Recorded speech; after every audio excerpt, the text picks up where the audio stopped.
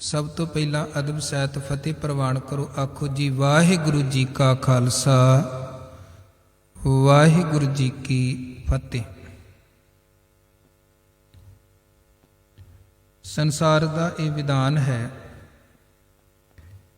कि जो भी इत्थे पैदा हुंदा है अपनी वारी मुताबक अपने समय मुताबक सब नूं संसार तो जाना पैंदा है और किदी वारी कदों आउणी है ये सानू नहीं पता है। ये भेद उस अकाल पुरख वाहिगुरु दे हथ है जिन्हें अपनी रजा अपनी मर्जी दे नाल सानू जन्म दे के संसार अंदर भेजिया है, जीवन देता है और मौत उसे परमेश्वर दे परमात्मा दे हाथ च है। महाराज कहंदे सुन रे तू कौन कहाँ ते आया। हे भाई कदे ध्यान दे कि मैं कौन हाँ, कित्थों आया हाँ और किन्ना क समा इत्थे रहना है। सतगुरु कहंदे ए वेखो तीन सवाल हन, मैं कौन हाँ, कित्थों आया हाँ, किन्ना समा रहना है। दो सवालों का उत्तर ते बंदा लभ सकता है पर किन्ना समा इत्थे रहना है ये तीजे सवाल का उत्तर बंदे दे कोल नहीं है। हो सकता जिंदगी एक पल बाद खत्म हो जाए, हो सकता जिंदगी कई वरे ये चलती रहे। आने वाले समय का फ्यूचर का सानू पता नहीं है की वरत जाना है। इस करके महाराज कहते एती ना जानै केती क मुद्दत। ये कोई नहीं जानता है कि केती क मुद्दत किन्ना क समा जीवन का बाकी रहिंदा है। और चलते खबर ना पाया, जदों जान का वक्त होना उदों भी सानू पता नहीं लगना। एकदम परमेश्वर अकाल पुरख का हुक्म वरतना सानू संसार तो जाना पैना। सो महाराज कहते ये एक खेड, हालांकि है ते खेड है पर जदों आपां संसारी नज़रिए दे नाल एक परिवारक नज़रिए दे नाल वेखीए, माता जी नसीब कौर उन्हां दे प्यारे पुत्र सरदार अमरजीत सिंह तुर गए। माता पिता दे हुंदियां किसी औलाद दा किसी बच्चे दा संसार तो तुर जाना ये बड़ी डाढ़ी गल हुंदी। मां प्यो दे लई इस भाणे नूं तन ते हंडाउणा बड़ा औखा है। हालांकि विछोड़ा ते गुरु कहंदे वैसे ही बड़ा औखा है। कोई परिवार दा कोई अपने संबंधियां चो मित्र सज्जन संसार तो तुर जाता है, साडे तो हमेशा लई विछड़ जाता है, वो विछोड़ा दुखदाई है। पर इदां औलाद दा जिहड़ा विछोड़ा है बड़ा दुखदाई है। पर असी अपने आप नूं अपने इतिहास तो सेध लैके प्रेरणा लैके धीरज दे सकते हैं। साडे गुरु साहबानां दा इतिहास जिथे उन्हां दे सामने उन्हां दे बच्चियां दीयां कुर्बानियां होईयां, छोटे छोटे साहिबजादियां दीयां कुर्बानियां होईयां। धन गुरु हरगोबिंद साहब सच्चे पातशाह जी दे 9 वरियां दे पुੱਤ सन बाबा अटल राय जी, जिन्हां दा हुण भी आपां अंम੍ਰਿਤਸਰ साहब विखे अस्थान वेखदे हां। दरबार साहब के नेड़े ही 9 मंजिलों की सब तो उच्ची इमारत। जदों वो चलाना कर गए, चढ़ाई कर गए, तो गुरु हरगोबिंद साहब जी के सांढू सन भाई साई दास जी, डरोली पिंड के रहन वाले, डरोली भाई की। वो जदों आए महाराज जी के कोल, गुरु हरगोबिंद साहब सिंघासनां ते बैठे, वेख्या जिद्दां पहलां चेहरे ते नूर है उदां ही अज भी चेहरे ते नूर है। ते सुभावक गल्लां बातां करदियां उन्होंने पुछ लिया, महाराज छोटा जिहा पुੱਤ विछड़ गया है कि पुੱਤ दे मौत का दुख नहीं होया है। ते गुरु हरगोबिंद साहब ने साडा इतिहास कहंदा है कि भाई साई दास कहा कि जमीन ते लकीर खिंचो। उन्होंने 2 लकीरां जमीन ते खिंचियां। गुरु महाराज कहने लगे हुण मिटा दवो। उन्हां मिटा दित्तियां।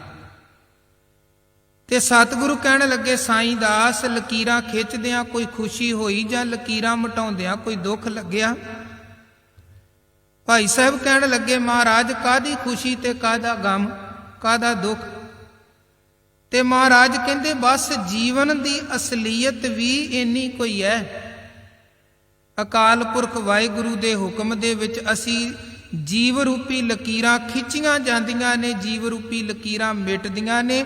ਇਹ ਆਉਣਾ ਵੀ ਉਸ ਵਾਹਿਗੁਰੂ ਦਾ ਹੁਕਮ ਹੈ, ਜਾਣਾ ਵੀ ਉਸ ਵਾਹਿਗੁਰੂ ਦਾ ਹੁਕਮ ਹੈ। ਤੇ ਸਾਡੇ ਲਈ ਅਖੀਰ ਇਹੀ ਹੈ ਕਿ ਉਹਦੇ ਭਾਣੇ ਨੂੰ ਆਪਾਂ ਸੱਤ ਕਰਕੇ ਮੰਨ ਲਈਏ, ਕਬੂਲ ਕਰ ਲਈਏ। ਸਤਿਗੁਰੂ ਨੇ ਬਾਣੀ ਦੇ ਰਾਹੀਂ ਸਾਨੂੰ ਜਿਉਣਾ ਸਿਖਾਇਆ ਹੈ। 5 ਸ਼ਬਦਾਂ ਦਾ ਕੀਰਤਨ ਆਪ ਜੀ ਨੇ ਸ਼ਰਵਣ ਕੀਤਾ ਹੈ। ਪਹਿਲਾ ਸ਼ਬਦ ਭਾਈ ਸਾਹਿਬ ਜੀ ਨੇ ਪੜ੍ਹਿਆ, ਗੁਰੂ ਨਾਨਕ ਦੇਵ ਜੀ ਮਹਾਰਾਜ ਜੀ ਦਾ ਉਚਾਰਨ ਕੀਤਾ ਹੋਇਆ, ਖਾਣਾ ਪੀਣਾ ਹੱਸਣਾ ਸੌਣਾ ਵਿਸਰ ਗਿਆ ਹੈ ਮਰਨਾ। ਮਹਾਰਾਜ ਕਹਿੰਦੇ ਖਾਣਾ ਸਾਨੂੰ ਚੇਤੇ ਆ, ਪੀਣਾ ਪਹਿਨਣਾ ਸਾਨੂੰ ਚੇਤੇ ਆ, ਪਰ ਮਰਨਾ ਭੁੱਲਿਆ ਪਿਆ ਹੈ। ਖਸਮ ਵਿਸਾਰ ਖੁਆਰੀ ਕੀਨੀ ਧਰਿਗ ਜੀਵਨ ਨਹੀਂ ਰਹਿਣਾ। ਇੱਕ ਮੌਤ ਭੁੱਲੀ ਪਈ ਹੈ, ਇੱਕ ਰੱਬ ਭੁੱਲਿਆ ਪਿਆ ਹੈ। ਇਸੇ ਕਰਕੇ ਅਸੀਂ ਮਾੜੇ ਕਰਮ ਕਮਾਉਂਦੇ ਹਾਂ, ਬੁਰਾਈਆਂ ਕਮਾਉਂਦੇ, ਮੌਤ ਦਾ ਚੇਤਾ ਹੀ ਕੋਈ ਨਹੀਂ ਹੈ। ਬੰਦਾ ਸੋਚਦਾ ਮੈਂ ਹਮੇਸ਼ਾ ਇੱਥੇ ਰਹਿਣਾ ਹੈ। ਇਸੇ ਕਰਕੇ ਦੂਜਿਆਂ ਦੇ ਨਾਲ ਵਧੀਕੀਆਂ ਕਰਕੇ, ਠੱਗੀਆਂ ਫਰੇਬੀਆਂ ਕਰਕੇ, ਪਤਾ ਨਹੀਂ ਕੀ ਕੀ ਲੁੱਟਦਾ ਕਸੁੱਟਦਾ। ਮਹਾਰਾਜ ਕਹਿੰਦੇ ਜਦੋਂ ਤੂੰ ਰੱਬ ਨੂੰ ਭੁਲਾ ਕੇ, ਮੌਤ ਨੂੰ ਭੁਲਾ ਕੇ ਮਾੜੇ ਕੰਮ ਕਰੇਗਾ ਤੇ ਖੁਆਰ ਹੋਏਗਾ। ਇਸ ਕਰਕੇ ਗੁਰੂ ਨੇ ਉਪਦੇਸ਼ ਦਿੱਤਾ, ਕਹਿੰਦੇ ਪ੍ਰਾਣੀ ਏਕੋ ਨਾਮ ਧਿਆਵੋ, ਆਪਣੀ ਪਤ ਸੇਤੀ ਘਰ ਜਾਵੋ। ਜੇ ਇੱਜ਼ਤ ਦੇ ਨਾਲ ਰੱਬ ਦੇ ਘਰ ਜਾਣਾ ਹੈ ਨਾ, ਤੇ ਫਿਰ ਪਰਮੇਸ਼ਰ ਦਾ, ਅਕਾਲ ਪੁਰਖ ਦਾ ਨਾਮ ਧਿਆ। ਇਹ ਪਹਿਲਾ ਸ਼ਬਦ ਆਪ ਜੀ ਨੇ ਸੁਣਿਆ। ਉਦੋਂ ਬਾਅਦ ਦੂਜਾ ਸ਼ਬਦ ਭਾਈ ਸਾਹਿਬ ਨੇ ਪੜ੍ਹਿਆ, ਭਗਤ ਕਬੀਰ ਸਾਹਿਬ ਦੀ ਰਸਨਾ ਤੋਂ ਉਚਾਰਨ ਕੀਤਾ ਹੋਇਆ। 12 ਬਰਸ ਬਾਲਪਨ ਬੀਤੇ, 20 ਬਰਸ ਕਛ ਤਪ ਨਾ ਕੀਓ, 30 ਬਰਸ ਕਛ ਦੇਵ ਨ ਪੂਜਾ, ਫਿਰ ਪਛਤਾਨਾ ਬਿਰਧ ਭਇਆ, ਫਿਰ ਪਛਤਾਨਾ ਬਿਰਧ ਭਇਓ, ਮੇਰੀ ਮੇਰੀ ਕਰਤੇ ਜਨਮ ਗਇਓ, ਸਾਇਰ ਸੋਕ ਭੁਜੰਗ ਬਲਿਓ। ਬੰਦਾ ਕਹਿੰਦਾ ਜਪਾਂਗੇ ਪ੍ਰਮਾਤਮਾ ਦਾ ਨਾਮ ਜੀ, ਅਜੇ ਕਿਹੜਾ ਜੀਵਨ ਮੁੱਕ ਗਿਆ ਹੈ। ਤੇ ਕਬੀਰ ਸਾਹਿਬ ਕਹਿੰਦੇ ਏਦਾਂ ਟਾਲ ਮਟੋਲ ਕਰਦਿਆਂ ਕਰਦਿਆਂ ਨਾ ਬੜਾ ਹੀ ਲੰਬਾ ਸਮਾਂ ਲੰਘ ਜਾਂਦਾ ਹੈ। ਬਚਪਨ ਦੇ 12 ਵਰੇ ਵੀ ਲੰਘ ਗਏ। ਉਦੋਂ ਬਾਅਦ 12 ਬਰਸ ਬਾਲਪਨ ਬੀਤੇ, 20 ਬਰਸ ਕਛ ਤਪ ਨਾ ਕੀਓ, ਅਗਲੇ ਜੀਵਨ ਦੇ 20 ਵਰੇ ਵੀ ਲੰਘ ਗਏ ਏਦਾਂ ਹੀ ਗੱਲੀ ਬਾਤੀ। 12 ਤੇ 20 32 ਵਰੇ ਲੰਘ ਗਏ।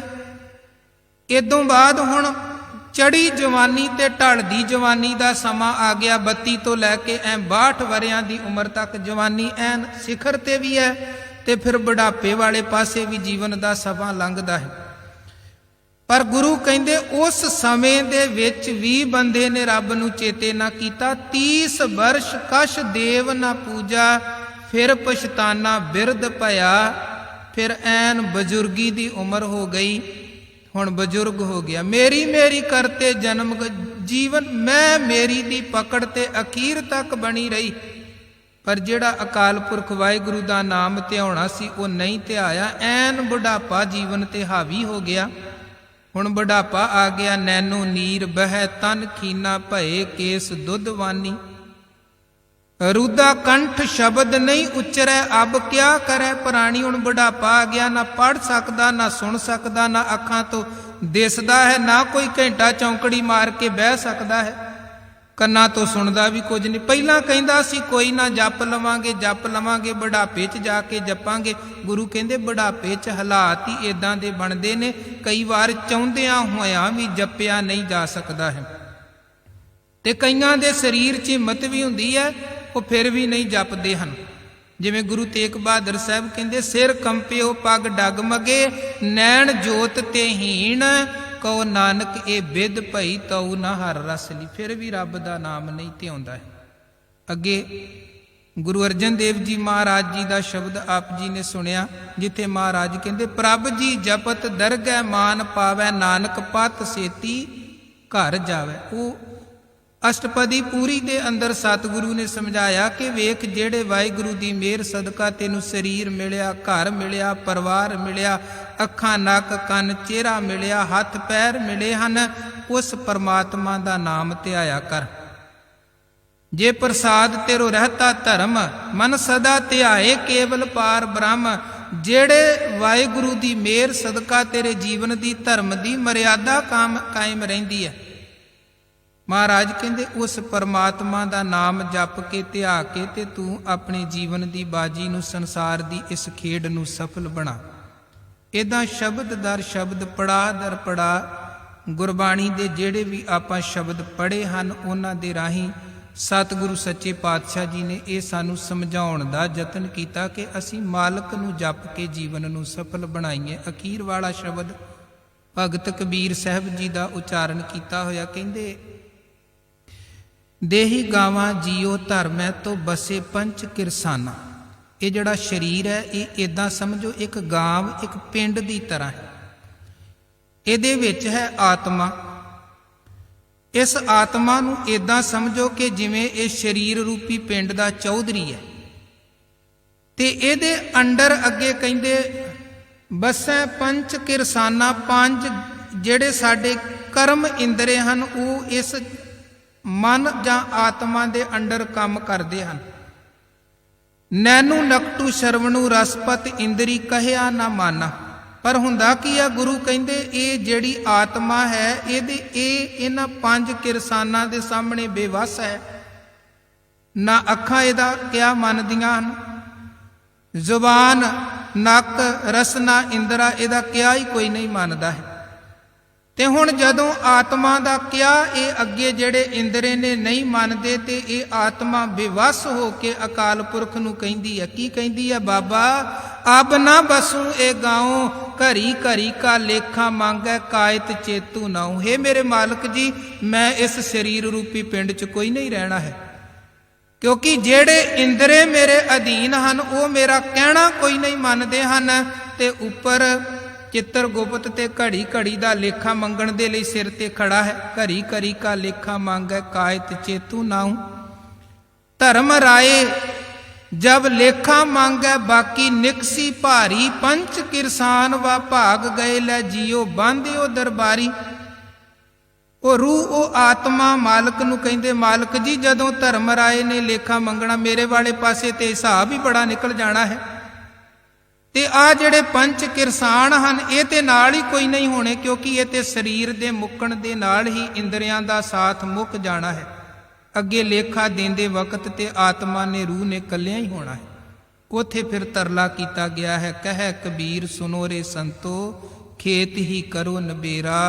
ਅਬ ਕੀ ਬਾਰ ਬਖਸ਼ ਬੰਦੇ ਕੋ, ਬੌਰ ਨਾ ਭੋਜਲ ਫੇਰਾ। ਇਹ ਰੂਹ, ਇਹ ਆਤਮਾ ਦੀ ਇੱਕ ਪੁਕਾਰ ਹੈ, ਅਰਦਾਸ ਹੈ ਉਸ ਮਾਲਕ ਅੱਗੇ ਕਿ ਮਾਲਕ ਜੀ ਹੁਣ ਬਖਸ਼ ਦਵੋ, ਹੁਣ ਬਖਸ਼ ਦਵੋ। ਤੇ ਦੂਜੀ ਰਿਕਵੈਸਟ, ਬੇਨਤੀ ਇਹ ਹੈ ਕਿ ਦੁਬਾਰਾ ਮੈਨੂੰ ਇਸ ਸਰੀਰ ਰੂਪੀ ਪਿੰਡ ਦੇ ਅੰਦਰ ਨਾ ਭੇਜਿਓ, ਜਿੱਥੇ ਅੱਗੇ ਇੰਦਰਾ ਕਿਹਾ ਹੀ ਕੋਈ ਨਹੀਂ ਮੰਨਦੇ ਹਨ।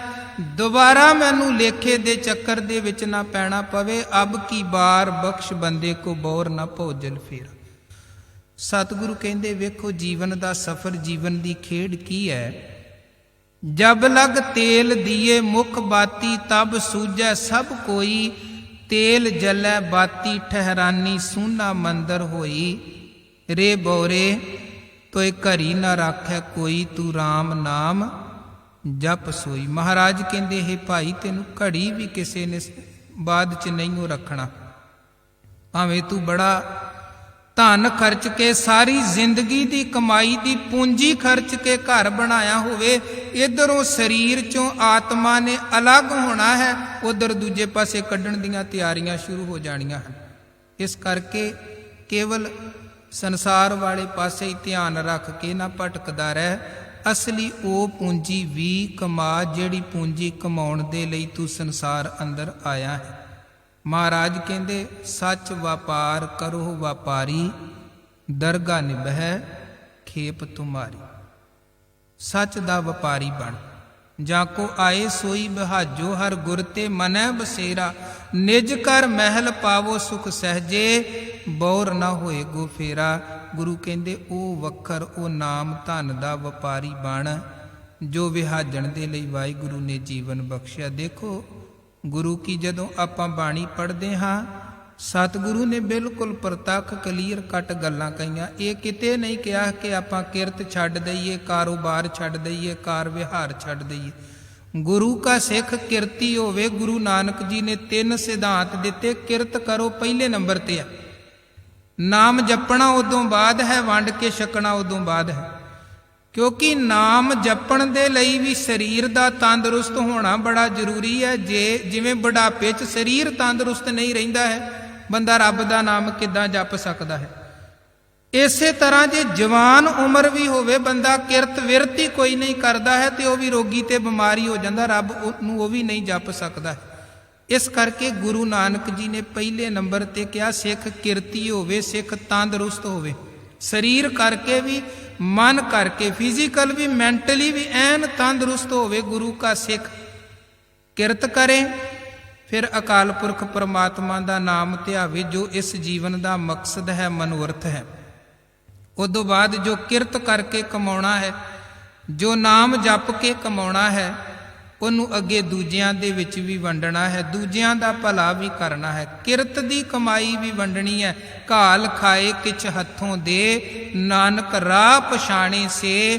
ਤੇ ਕੀਰਤੀ ਦੀ, ਭਗਤੀ ਦੀ ਕਮਾਈ ਵੀ ਦੂਜਿਆਂ 'ਚ ਵੰਡਣੀ ਹੈ। ਹਰ ਕਾ ਨਾਮ ਧਿਆਏ ਸੁਣ, ਸਭਨਾਂ ਨੂੰ ਕਰ ਦਾਨ। ਇਹ ਗੁਰੂ ਨਾਨਕ ਜੀ ਦੇ ਘਰ ਦਾ ਸਿਧਾਂਤ ਹੈ। ਵੇਖੋ ਜੀਵਨ ਦਾ ਕੋਈ ਪਤਾ ਨਹੀਂ ਹੈ ਕਿਹੜੇ ਵੇਲੇ ਇਹ ਹਵਾ ਨਿਕਲ ਜਾਣੀ ਹੈ, ਪਰ ਜਿੰਨਾ ਸਮਾਂ ਵੀ ਆਪਾਂ ਜਿਉਂਦੇ ਹਾਂ ਕੋਸ਼ਿਸ਼ ਕਰੀਏ ਗੁਰੂ ਕੇ ਉਪਦੇਸ਼ਾਂ ਨੂੰ ਪੱਲੇ ਬੰਨੀਏ, ਕੇਵਲ ਸੁਣਨ ਤੱਕ ਸੀਮਤ ਨਾ ਹੋਈਏ। ਅੱਗੇ ਜਿੰਨਾ ਵੀ ਕਮਾ ਸਕਦੇ ਆ ਠੀਕ ਹੈ।